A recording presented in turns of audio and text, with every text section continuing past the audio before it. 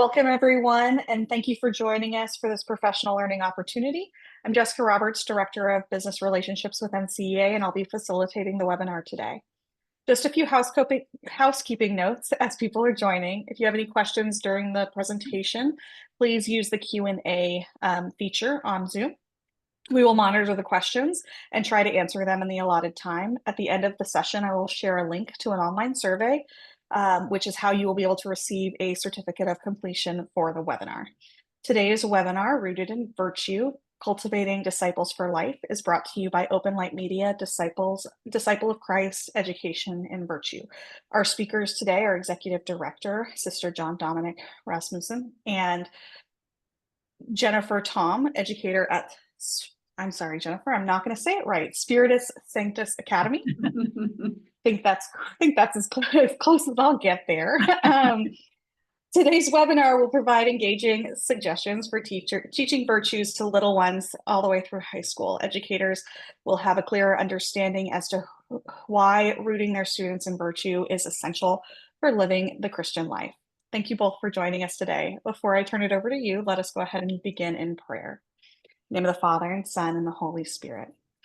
Father and maker of all, you adorn all creation with splendor and beauty and fashion human lives in your image and kindness. Awaken in every heart reverence for the work of your hands and renew among your people a readiness to nurture and sustain your precious gift of life. Grant this, Lord, grant this through our Lord Jesus Christ, your Son, who lives and reigns with you in the unity of the Holy Spirit, God forever and ever. Amen. In the name of the Father, Son, and Holy Spirit. Now I'll go ahead and turn it over to Sister John Dominic and Jennifer. Thank you again. Good. Thanks so much, Jessica. Welcome, everyone. I'm really, Jen and I, I'm going to refer to as Jen, right? We're really happy to have this opportunity to talk with you all. And for us, I think this hour is going to really fly by. Jen worked with me. How many years was it? 18 years? Oh gosh. I don't know. Yeah, I've been here for 24 years in the classroom, Right, so right, 22 yeah. with you all. Right, exactly. So when I was developing, and she was on the part of the staff when we were developing education and virtue, so you're going to kind of hear a lot of this from the foundation up and where we are today. And so we're going to go through. I'm going to go through just so you can understand the format. We're going to give an introduction, a little bit of the why. So today's going to be a little bit of the why, but more of the how. Okay, and that's probably why most of you are joining us today, is for the how. And so we want to make sure we leave plenty of time. There are questions. If you have questions, feel free to pop it in there, and we'll come to that. We'll leave some time at the end to address your questions here. So first of all, as I begin, all my presentations always is to give an introduction and entrust really our time together here to Our Lady of Champion. This is the shrine that's located in north of Green Bay, the only approved Marian apparition here in the United States. And her message is, gather the children in this wild country and teach them what they should know for salvation. And we know as educators the importance of that task that we've been entrusted with, but we also need to know, in order to teach, we have to know what what the children need to know for salvation. So we have this opportunity of learning that, but most especially as today, as we focus on virtue, is really how they live out the way of life, on what it means to be a Christian and to live as a son and daughter of the Father.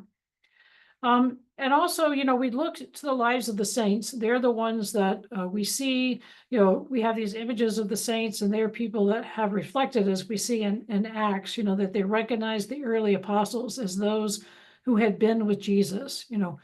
What does that mean in our own personal lives?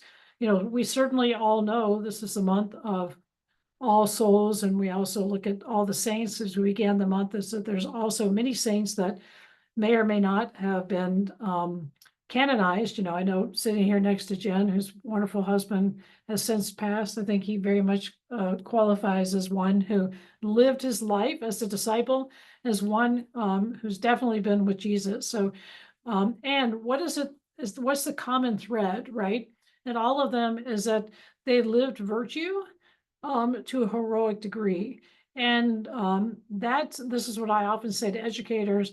and especially the educators who taught through COVID, you have already lived virtue to a heroic degree. Wouldn't Yes, you agree with that? indeed. Yes. Again, just looking here, some beautiful saints. We know they lived it heroically. They recognize in how they live each day, and ultimately, what's behind that. And as we know in Catholic education, I had to throw Catherine of Siena in here because I'm a Dominican, right? But we know our goal in Catholic education is to lead the students to eternal life.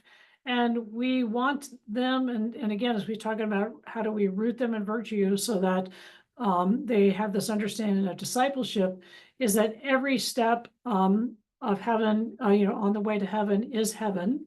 And that doesn't mean that there's going to be hardships or sufferings and difficulties and challenges, but we need to see that all of us are moving together in this journey towards eternal life.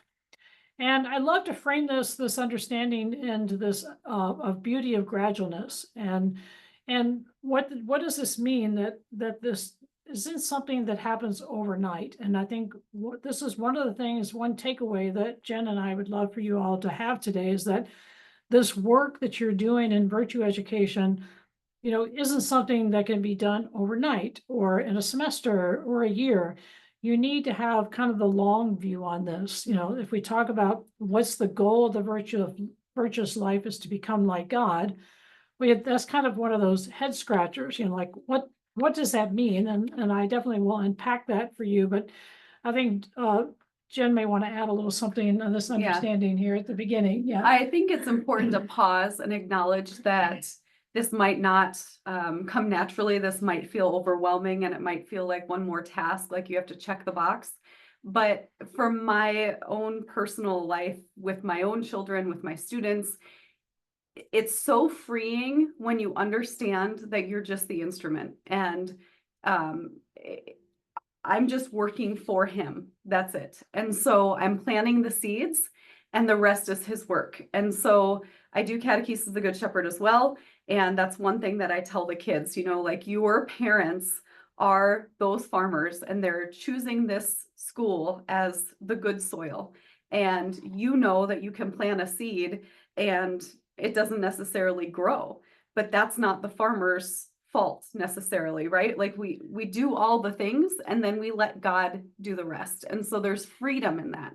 And it's better to, even if you're overwhelmed, to do it imperfectly and to just start small and to build on it than to not do it at all. So take courage in that and know that we're here to answer questions and to help you, but just know that it's God's work. Very good.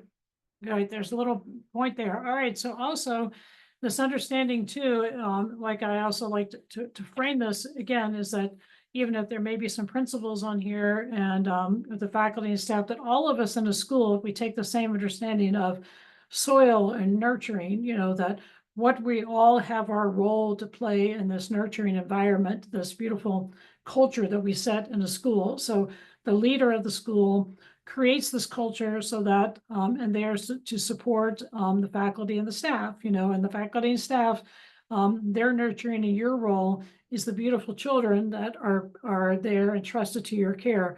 But it's everyone working together, and as Jen said here, is that we entrust all that we're doing to God and to know that He's the one, in virtue, we talk about God gives the growth, but everything that we do and our actions that take place do have this impact on each other. And of course, everything is is grounded and rooted in Christian anthropology, that we're all created in God's image and likeness, we're body and soul, that God created us male and female. We're created for communion, to live in friendship, and also this understanding here, and this is so important here, that grace builds on nature. So what we're able to do in Catholic education, which is separate than what some people down the road in public schools have, is that they're going to look at the natural growth of virtue. But for us, it's God's grace, it's God's action within us. And so He's the one bringing to perfection the wonderful gifts, how He's created us. I always, John Bosco, you're going to see me here. I'm sneaking all my saints in here, right? Okay. But what St. John Bosco, he gave a wonderful quote here that I'd like to share. And I think this is one of the things we want to think about in our schools or in our classroom and all that we do when we create this culture, especially this culture of virtue, and which brings this understanding of goodness, and is that we want to be vigilant.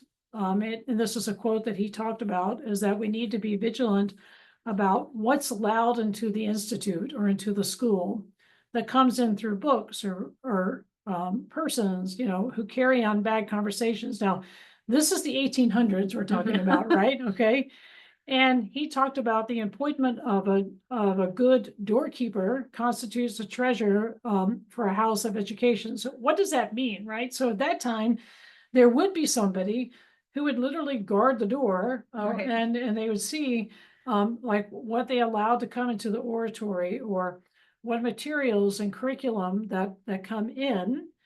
And I think this is I'm just putting this here for us to be cognizant of, because we know in our age that there's so many influences that are coming in upon the children that come into our schools. And then how do we create that environment in our school and in our classroom so that we can kind of counter what we're doing? And as you'll see, virtue education is that means.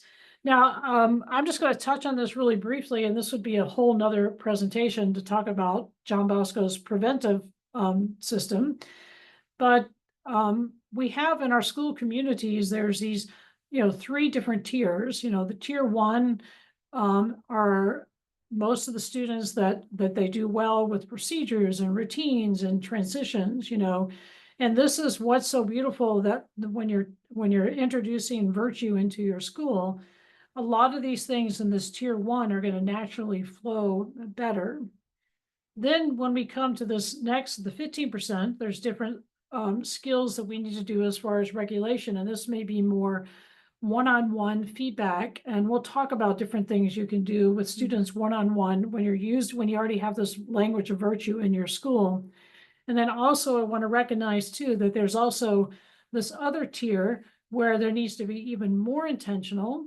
And as some of you may know, we talk about with Race and Grace, where virtue is, this understanding of social emotional learning, where we bring the neuroscience understanding in that. And again, this frames this for this particular tier that we're working on. So just kind of hold this in mind as we're talking, because you're going to have students in your classroom that are going to be at all these different levels. And you want to be able to use this language of virtue and to be adaptable to all those different situations. So again, framing this really quickly, that Jesus Christ is the perfect and virtuous man. And so when we're going to be a disciple, we look to the person of Jesus Christ, and he embodies the virtues, and the virtues are what it looks like and sounds like to live as a Christian. This is a catechism definition, but we like to say that really virtue is just the habit of doing good, Yes. and all the different, perfects the intellect and the will and helps us to order our passions or our emotions, but the virtues touch on all of these. And so we are actually forming them in their emotions and their intellect and their will all the time when we're instructing them. So again, that's this connection between the cardinal virtues and when I talk about neuroplasticity, which is the brain's neuroplasticity, is the brain's ability to wire and rewire itself over time. And this is why we want to educate our youth, again, this beauty of gradualness over time, where we want to wire into them this desire, this understanding of virtue, which is living goodness. We want to wire goodness into them, which ultimately we can lead them to that path of secure attachment. Now, all the virtues here, I just want to pause here before we're gonna start going diving into the how. I'm giving you a lot of the why right now, but this is the last part of the why that I want to touch on, is that if you look at this list here of virtues, right? And let's just take a moment and just read through those and and have some sort of understanding in your mind of what they are. Now, you can look at those as a checklist, right? Okay, of course, if you're going to educate, it's a checklist of like, okay, yeah, we did affability, check. We did courtesy, check, right? But ultimately, we want to take this from the checklist and move it into the heart, into how we live, right? And if each of us on this call, we all have a spouse, I don't have a spouse. Jesus Christ is pretty virtuous man, right? Okay. Right, But we so have, if there's a problem, it's always you, it's not my fault. him. Right. But we have friends, we have a friend or a spouse or somebody, but in that person who's our friend, we want them to have all of these virtues, right? And as you look at the students in your classroom, you want them to possess these virtues, right? But we see them in others, but we also have to be able to recognize these in ourselves. And I'll talk about the virtue quest, which enables you to see it, but I think that's really important for us to kind of understand that there's always this two-way street Mhm. of understanding Yes. it. I don't know if there's anything you want to add to that. No, I think it's great. I Yeah, mean, yeah. it's just more of that culture of building each other up in that. Right.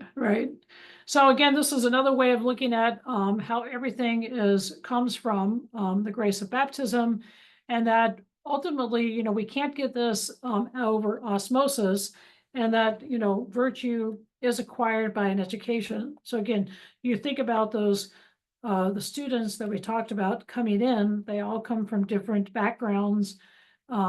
There's different influences in their lives. And that's why we need to be very intentional about how we teach that to them. All right, so again, this is something that's been around for centuries. So this isn't just like this new thing. We're just bringing it back and being a reawakening into this understanding of virtue. And again, it flows from the grace of baptism, where we receive the sanctifying grace, theological virtues, the gifts of the Holy Spirit. So this is why I say, which makes us distinctly different than the public schools, is that we have this beautiful freedom, this wonderful grace opportunity to pull out, to draw out in the students that we have this goodness that God has infused into them at baptism. And if you think about this image here of the Trinity, and there's this empty place here, and we want to imagine ourselves sitting here at the table with God the Father, God the Son, God the Holy Spirit, and we see ourselves and our students always bringing them into that relationship. And when we're living this way, in the way in which God has created us, this is what ultimately brings us to freedom and happiness. Again, framing all of this, and I'll touch about these three main findings that we focus on during the decade of the brain. The brain is a social organ, this understanding of neuroplasticity. So as a social organ that the brain develops in relationship, neuroplasticity is the brain's ability to wire and rewire itself over time. And stress sensitivity is that it's through relationship, it's through connections that the neurons kind of that fire together, wire together, and stress is what breaks down those connections. So this is why it's so important to have this culture of virtue in your school, because that lowers the stress factor in the students and in the classroom and the culture. This is just all the way through, and we're going to break this down for you. This kind of gives you a quick overview glance of each section and each child, each development, and we're going to be talking about how you can teach virtue at each level here. This is a more detailed thing. I know it looks overwhelming, so we're going to let you look at it, and I'm going to here, okay? So what we've developed in education and virtue are resources to assist you from preschool, which what Jen teaches. She's also taught junior high as well, all the way And through. high school. And high school. And how everything can be developed so you can continue this education, this nurturing, this tending to the students all along the way, and we'll be breaking this down for you. a real quick picture of the resources, which I'm going to see. These are also what we'll be unpacking for you. Race and grace, what we have, and then what we have to cultivate the prayer life of the students. One final thing that I'd like to say before we start going into the different age levels here is imagine this, what the work that you're doing. Think about the students, like you're cultivating the interior life. It's kind of like this invisible classroom, right? And it's what you're doing with the virtues are the powers of the soul. And as you educate that, you're cultivating those, you're allowing God's grace to flow in that. And also when we talk about the body and we have this understanding of what's happening as far as the nervous system and the brain, that when we're providing this calm way of life, this nurturing structure, that everything that's happening in this interior classroom is kind of working together. And what does that do when the students are regulated? They feel this relational aspect, and then their minds are open to reason, to be taught that the hard, incredible work that you do as teachers really can take place when this invisible classroom is working together. Okay, so hold that analogy in there. Two windows of opportunity here. We're going to jump in first here with the preschool. This latency area, this is a very important time we're going to talk about where skill building takes place. And then we'll jump into the second intense period of neurological organization, which is the second window of opportunity. And this is like if you saw Inside Out 2, the big button when puberty takes place, and then there's a lot of chaos that can happen. But don't worry, it all works out. So here we have with the SEL, this is where they'll talk about self-management, responsible decision-making, focusing on the virtues of temperance, fortitude, and justice, and looking at skill building, playground politics, and things like this. And so right now, I'm gonna hand this over to Jen and let her jump in and start giving you some examples here. As Sister said, I've had from 3-year-olds to juniors in high school, so wide variety over the last 24 years, and my own children who are 18, 14 and a half, and 7 and a half. So I thought it would be helpful to just kind of take a virtue at a time and go rather quickly just about how we would do that for the different ages. So starting with like affability, right? That's very easy. I love the virtue cards. I brought some with me. I love them. You can adapt this lesson to the different ages. So for affability, for the little ones, it's just, say waving, smiling at their teacher. Oftentimes there's that reluctance maybe to verbalize anything because they're quite shy. For those middle years, the 3rd through 5th graders, really developing in them when the principal comes in, when a visitor comes in, stand and greet them, right? And then for the older ones, middle school, high school, taking that initiative and starting a conversation. In high school, developing that relationship with your teacher. Everything comes from relationship, right? So as a teacher, you might be their only still calm place that they have to retreat to. And so it's really important that you build that culture where living a virtuous life is encouraged. So for affability, that's one suggestion. Okay, so let me ask a question here really quick, if you could. So if you're using these resources and these ages, you're going to tell maybe as the people are looking here. And one thing I think was really important, which you just used is the example here in affability, is that it's not always the virtue word, right? Right. Oftentimes it's the action. So if you could talk about like these products here. Yep. Yeah. I think my favorite for this age is definitely the virtue cards. There are several for each virtue. And so what I will do is, I think also you have to be very flexible. You have to know your class. I don't necessarily teach the same ones every year. I look at the students in my class and I get to know them and I hear them and I see their struggles. And okay, maybe we're having an issue with self-control. So we're going to really drill down on that. And we might focus on self-control for 1 to 2 months. It just kind of depends. And so I take those cards, we go through each one, and I hold up the picture, we talk about what it looks like and what it sounds like. And then together we decide which one goes up on our wall, and we keep that up there. From the moment I introduce the virtue, then that becomes part of our classroom language. It's just, and I think you will find that when you start using it, you are already doing these things. Now you're just taking the next step and assigning the language to it. That's all. And so every time you read a story, you're looking for, oh, they're showing affability. They're welcoming a new child in the class, right? Or, oh gosh, this character really showed self-control. Look at how they're waiting patiently in line. So you're just pulling those things out constantly. You're already doing these things. You're just assigning the words to it.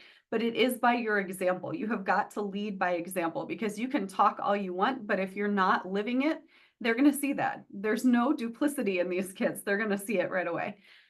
So one of the things I think what's important that you said at the beginning and what you just said is that sometimes you may spend like a week or two Mhm. on one virtue, right? Until you Yep. get it down, or Yep. you can, and you also, but I think one of the important things to remember, especially in this age group with the pre-K through second grade, is that you know, you get to know them and you have that relationship with them, and they begin to feel seen by you. Yes. And then once they begin to understand this language and they hear you talking about them, then that is what reinforces what they're seeing. So I think also what we have here with this, let me get, where was I? I think that's when Sister's moving the slide, I Yeah. just want like the one thing that all ages have in common. For you to be an effective educator, you've got to make that connection. They have to feel seen and heard. If they don't feel seen and heard, it's just a battle every day. So as you talked about being a parent, you also have a parent in the school, and this, and obviously where the language is here. Have you seen the impact on one of your children that have been here when a teacher has seen them? Oh, And- 100%. Yeah, why don't you give 100%. us an example on Yeah, that? so my all three of my kids are ADHD, diagnosed at different stages. So that's a whole, when you throw in like the brain being wired in a different way, that's a whole other level that we're talking about here. We might be in the 15%, 10% tier 2 and tier 3. But I think that's huge because with Bosco doing preventative, right? I think that's one thing I use in my classroom too. When you know your kids, you can see it. You can see them sitting there. You can see if they're getting stressed out. You can go to them and diffuse that situation. And let's practice circumspection. Let's practice foresight before something even happens. And so when they are known and seen like that, they open up there's a great deal of vulnerability to trust your teacher. And when they're seen, you can lead them anywhere, right? That was Bosco's system. Versus if you're looking at their behavior and it's being punished and they're not being encouraged in virtue, it's just going to make the behavior worse. I've lived it. I've seen it on both ends, so I think that's really key, is being known. They all want to be known. Right. So as you begin, hopefully what you're hearing here is that there is this education where you have to reinforce, like the example she gave on affability, that at each of these different grade levels, you're going to reinforce that virtue at a different level according to their age group, which we'll go through as we go through this. But also, once you have this language, then when you have these different situations and you encounter those children at each of those different tiers, you have a way that you can use that, and they're going to understand the vocabulary that you're saying with them. So also what we have here too is we have in Cultivating the Virtues, the video series, you'll see kind of in between here, for each virtue, there's a little cartoon story that actually, it's kind of cute because in it gives an example of when they weren't practicing affability, like they weren't really actually welcoming the little girl right to the school, and then how they can correct it, and then also looking at the life of the saint. So all of these images, which is so important for them developmentally when we're talking about, skill building, and it just becoming a part of who they are, and they like that discipline. They like the structure. This is laying that foundation. So I'm going to flip the slide. And, but you and keep the going. workbook, Right, and the yeah, workbook that right. goes along with it, so you can follow up throughout the week. So if you present the video, on day one, and then you're talking about it, you're pulling out that virtue in the story that you're reading and in the characters that are acting, and you're doing a challenge in the class, and then you're reinforcing with the workbook pages, it all flows. Right. And so here, we're going to go to, these are grades 3 to 5. And again, we're looking at self-management, responsible decision-making. Again, once again, these same virtues. You'll notice here, prudence, we do talk about prudence, like docility and foresight, but not so, because developmentally they're not there yet, right? And justice, and again, this focus building, the skill building, again, this playing ground politics, these things that take place in them. And this is all that we're trying to develop within them. Now, I'm going to have Jen once again, so you can kind of hear it. The best thing about teaching is repetitive. So she's kind of giving you a virtue and giving you ideas at different age levels. Okay, so we're going to do that again before we dive into 3 to 5, and you pick your next virtue. Okay, you picked out here. let's see. Okay, so I do love to teach. I think docility is a fun one. Docility is a really fun one, because when you are well across the grades, but when they're little, sometimes they're like, I don't want to do it that way, And a lot of my job in preschool is breaking the bad habits, so how they're holding the crayon or how they're writing their letters, and they don't want to hear it because they're like, well, I know how to do this. I know how to do my name, right? So we teach that. So docility is that ability to be taught, right? So taking correction and being open to others' ideas, slowing down, hearing the directions. So what this looks like in preschool would be, and Mary's the perfect example of this. I mean, docility is beautiful. She's a beautiful example of that. But in preschool, it would be like, oh, I can help you. Let's do it the best way. This is going to help you, in write better when you're learning cursive, and as through you go, this will make it so much easier for you. Let me help you how to do that. In those middle grades, really slowing down to just hear, like, what is being asked of me? What do I need to do? And then taking that correction well, right? We all have in our class the one who is like the justice person, right? Like, I'm gonna get this, and so and so's not doing this. No.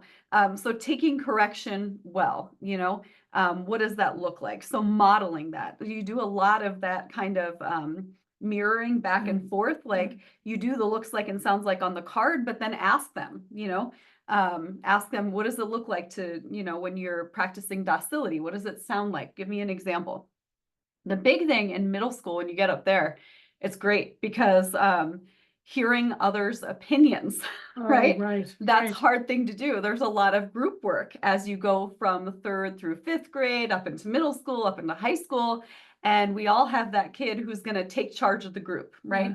And when we're planning groups, we're thinking very strategically about, well, I can't put this one in here because this one's so meek. They're not going to stand up to this. So there's always that one that takes over, right? I'll do the whole project. We'll just put your name on it. No.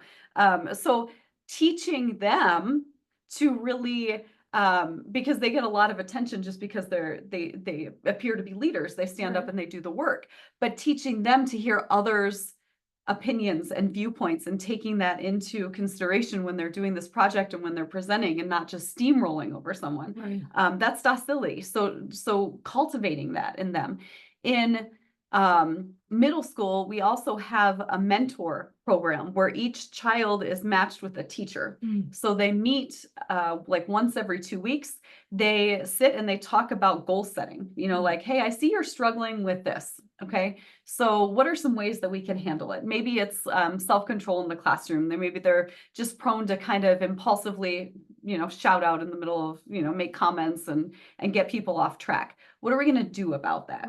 And then the teacher checks in with them, and then they meet about it, and they set little goals like, okay, we're going to go, let's see if we can get through a day or 5 days with like minimal interruptions. And then they'll check back in and they'll do that. So they have that accountability. So I think anything that we can do one-on-one like that is great.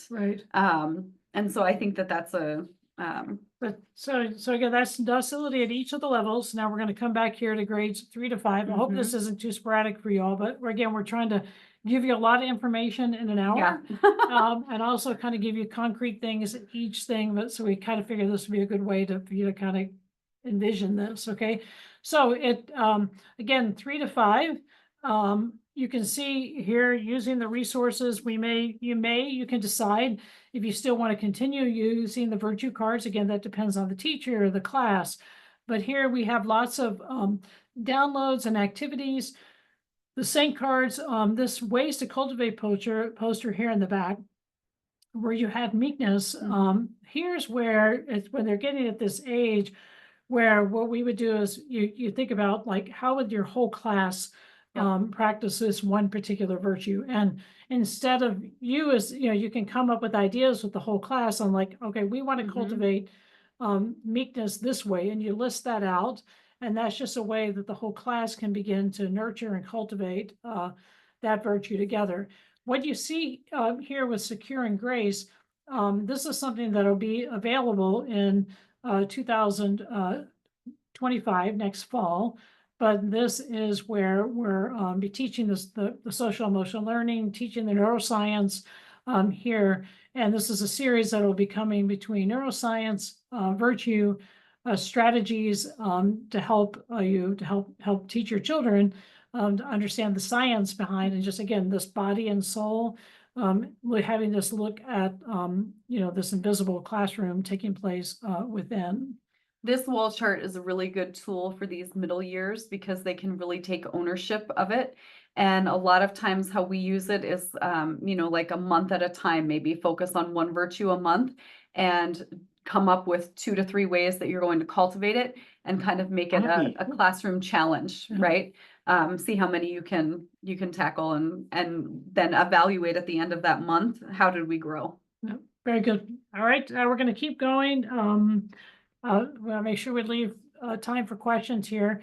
So again, what's the importance with that latency time, that age group before the hormone cascade kicks in, okay, is the skill building.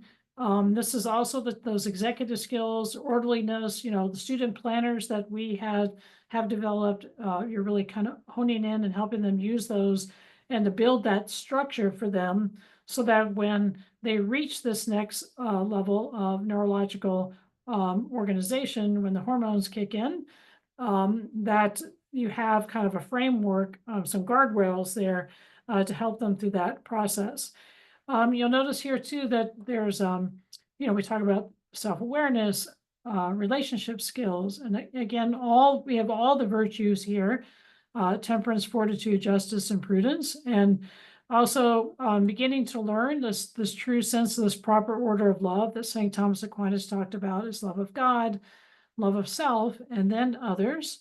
And this right here, with the skills and all that, that's too much to go into now, but I just want to put this out here in front of you. Now, what's important in this age is that we have here with the life of Christ, and is that this is when they begin to have this, we're cultivating the inner compass, their interior life. As I talked about here, this self-awareness, this social awareness, this relationship skills that are taking place, that this is when their identity is starting to be formed. So using the life of Christ and learning Lectio Divina is that we want this understanding of discipleship. Okay, so we see that when we live virtue is what it looks like and sounds like to live as a Christian, but how did Jesus live? So we see that through his life by taking the time to meditate on his life. And in the life of Christ, there's always a question in there that helps weave in a virtue, so you can make that association, that connection. And also in the life of Christ, there's like 78 works of art that they can look at. They're to see beautiful, to see beautiful. something beautiful, because there's so much that, as we talked about, was pressing in. This is a great example to kind of help to be that gatekeeper for your students, because they could, sadly, very young, be exposed to pornography or violent video games. And if you put this beautiful art in front of them, it can stir with them the conscience, but that's a way you can also kind of keep those other things out to put something beautiful there and in front of them. Before I have Jen run us through another virtue, I do want to point out here the Virtue Field Guide that has been developed for middle school and high school. So when she was talking about how they have small groups, and there's also another principal of a school in Pittsburgh that was shared how in his middle school they have these small groups where they meet with somebody. Again, this is a great way for these students in middle school to be seen by an adult. But with the virtues, there's questions that you can ask that could help guide that conversation with them, to help cultivate them, and to see that, which ultimately, when I talked about the virtue quest, which is the virtue strength survey that they can take to find out, that's a great resource to go through. And lastly, let me just point out here, we have Arise. This is available now. This is, I know of one school that they start the first 20 minutes every day where they do Arise when these students are thinking about their spiritual life and their mental health. And they focus on one of these videos for an entire week. And there's worksheets and there's all different activities to support that.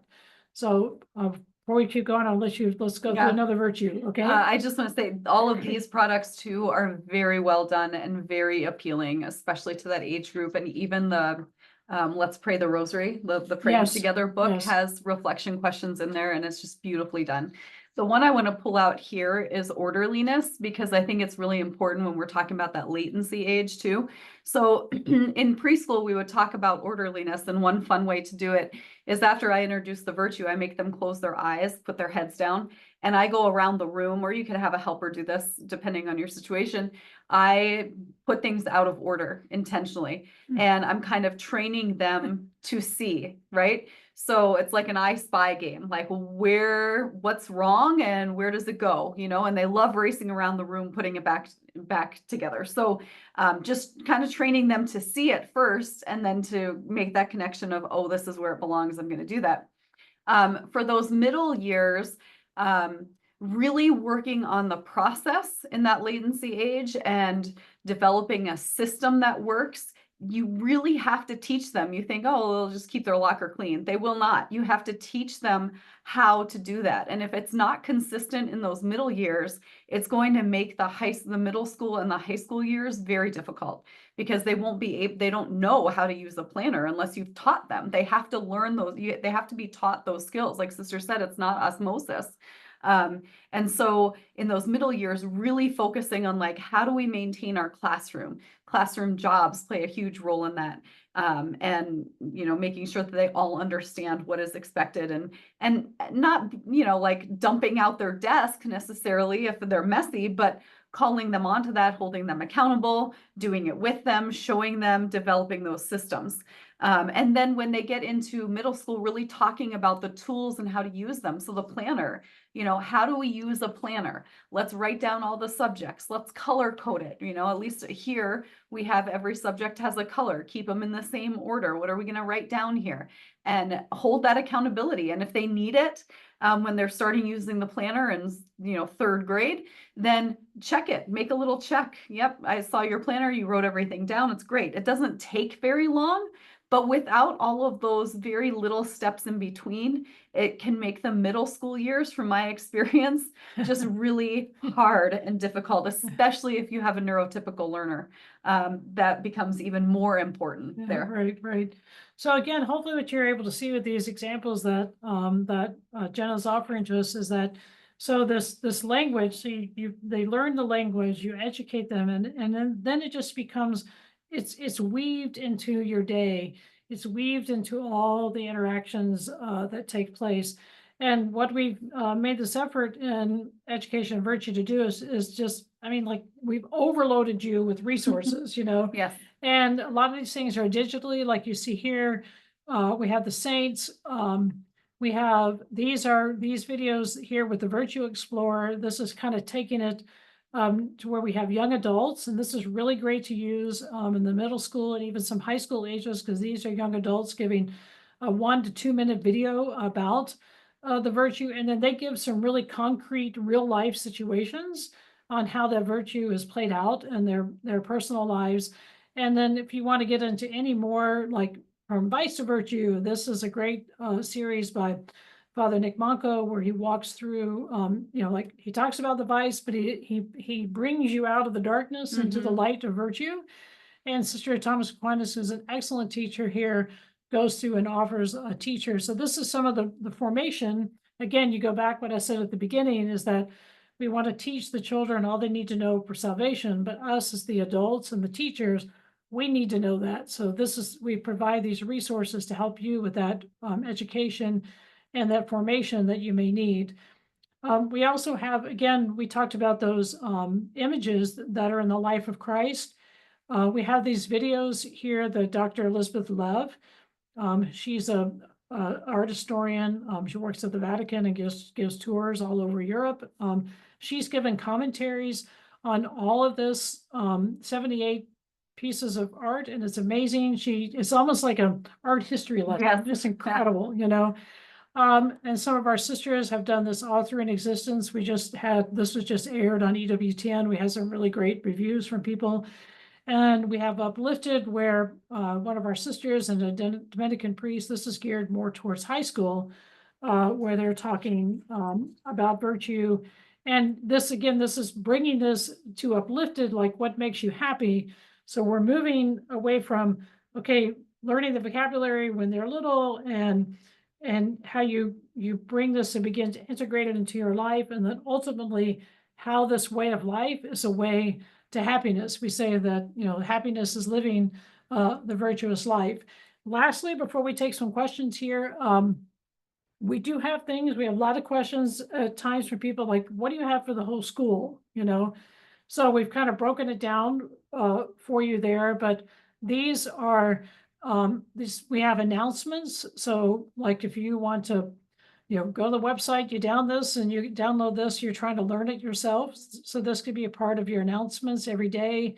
If you're trying to focus on a virtue for a week or for a month, I think that's. We do. We use it yeah. at dismissal every Yeah. day. So the virtue of the week is, and they say what it is, and it's usually the secretary that does it and reads a little brief reflection. How do I do this? How does it apply to me? And then a little prayer. And that's before dismissal starts. So what you see here in the center of the screen, I want to call your attention to this. This is one of my favorite things that we developed is that, there's nothing that parents love more than to know that you as the teachers have seen the good in them. Even if, sometimes we have, just like Jen was sharing, that she has, some of her kids are a little bit ADHD, and so you can imagine that, that struggle. I don't want to put words in your mouth, right? But to get one of these reports from your teacher. So what this is that it's a form that you can fill out, like we call it Disciple of Christ or Christian Witness, that if you recognize this student in your class that's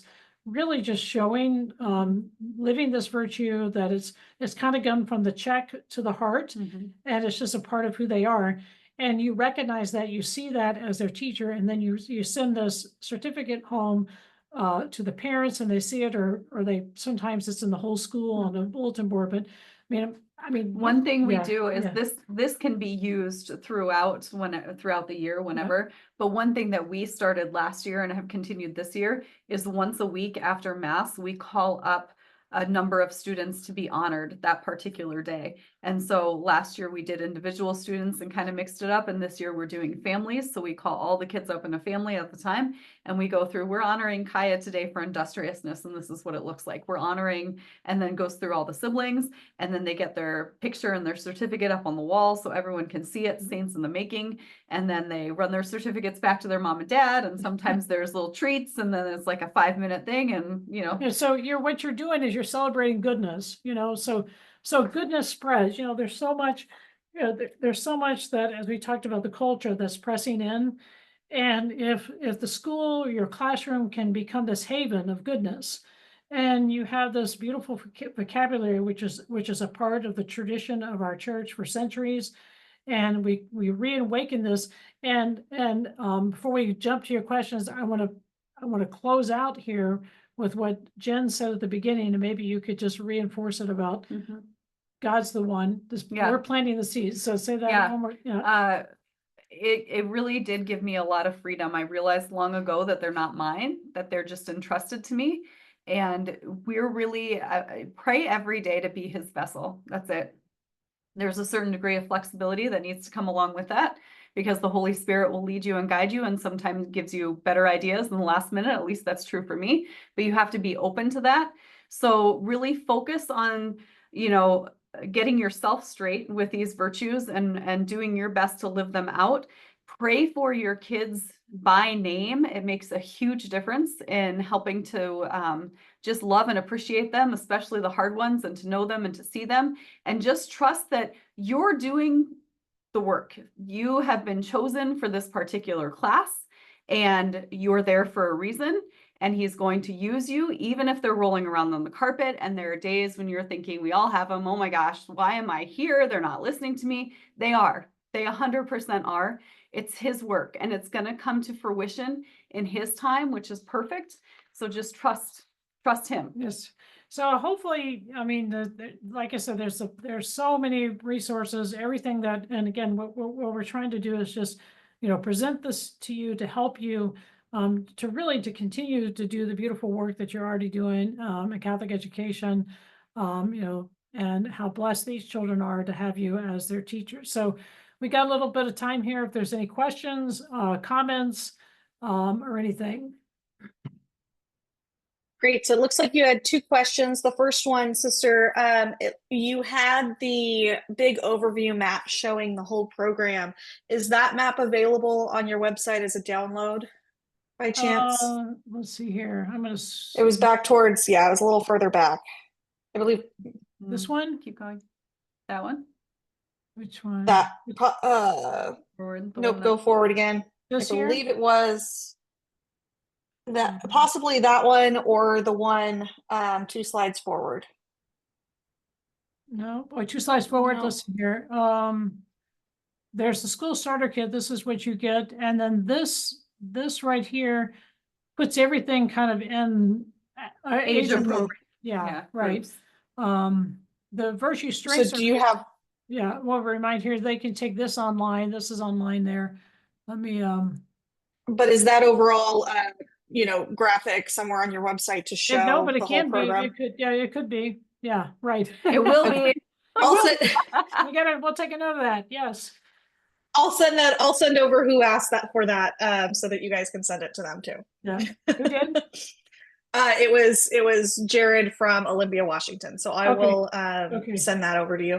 And then we have another question on how should we define nature in the context presented, with virtues building on nature as well. Oh, that's a great question. Okay, so grace on nature. So if we think about, if nature is like on the natural level, grace is like, it's like, I guess you would say, I don't know, I don't want to say this, but if you're baptized, right? So we're baptized and we receive sanctifying grace, but nature is, in a certain sense, this is when you're getting maybe a little bit above, maybe we're talking like maybe middle school and high school when you can get into this, right? But nature is like who I am, how I am as a person, right? And so I may naturally be inclined to be a humble person, right? And so by personality or temperament, I may be inclined on that. But if I lift that virtue or that tendency towards humility, and understanding, okay, this is really God's grace, God at work within me, then there's that distinction between God is the one who's leading me to become like him. This as opposed to a Pelagianism where this is my work and I'm gonna be who it is. I'm kind of white knuckling it, right? So this, as Jen talked about, this freedom is teaching. You let go, you teach it, and you let go and let God do the work. When we're living the virtues, we want to see what we need to cultivate within ourselves and we kind of let go and understand that it's God's grace at work within me. He's perfecting my nature, perfecting who I am as a person who he's created. So that may be a little bit more of a deeper answer on the. But I you're would a preschool say, teacher. You may well, want, how would you teach that? I to would preschool? say the virtue strength survey is a huge thing, Yes, right? Because you yes. have to know yourself, Right, know what you're naturally inclined to and what's hard for you. right, And then you can put the work in to, cultivate those virtues that Right. might not come naturally to you. right. Yeah, that's a great. So if you take Virtue Quest, whoever asks the question, take Virtue Quest, and you can't fail a virtue test. Okay, so remember that, right? Okay, so if it's something that's a little bit lower, then you're like, okay, I need to cultivate that, and I'm going to ask God's grace to help me to be more courteous or something. I think if I remember, ours kind of line up a little bit Yeah. there. Yep. Great, and it looks like we have another question from Maria. So Maria, you are welcome to ask. You'll need to turn your mic on though. Hi, Maria. You hear me? Yes, now we can. Yes, thank you. Great. More than a question, I just wanted to share how we are using those morning announcements rather than at the end of the day to read the virtue. The children's come and they intercom and they read the virtue and the prayers from each day, and it has made a huge impact. Oh, Everyone is listening, and we start the day that way. So what we're doing is, in this school, we used to only issue the merits for bad behavior, but now we're issuing merits, and we have the virtues listed. So we use facts, but inside this Ren web, we can issue a merit for displaying virtue now. And Oh, so I love seeing those emails going home and the reaction of the parents that we're recognizing the virtue and issuing those merits for displaying virtue throughout the day. And the children have now the motivation to be recognized for virtue rather than to be caught doing the bad and to be issued a demerit. So I just Amen. want to celebrate how this resource has made a difference in our school, and I'm just very grateful to you for the work that you're doing. oh, well, thank you very much, Maria. I really do appreciate that. Thank you. Thank you.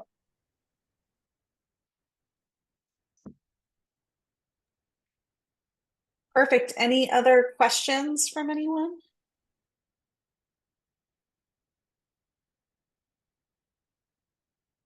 All right.